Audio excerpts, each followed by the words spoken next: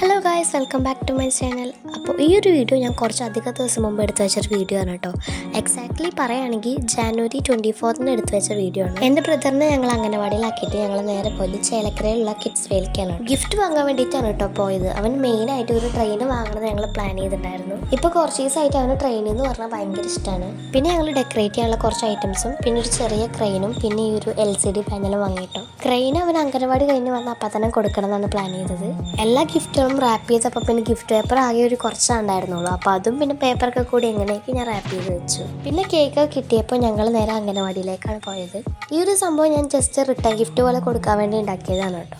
പിന്നെ ഞങ്ങൾ എല്ലാവരും പാടെ കേക്കൊക്കെ മുറിച്ചു അവന് ഗിഫ്റ്റൊക്കെ കൊടുത്തു വിട്ടാൽ. ഞാൻ വീഡിയോൻ്റെ തുടക്കത്തിൽ തന്നെ പറഞ്ഞല്ലോ, ഇത് കുറച്ച് അധികം ദിവസം മുമ്പ് എടുത്തു വെച്ചൊരു വീഡിയോ ആണെന്ന്.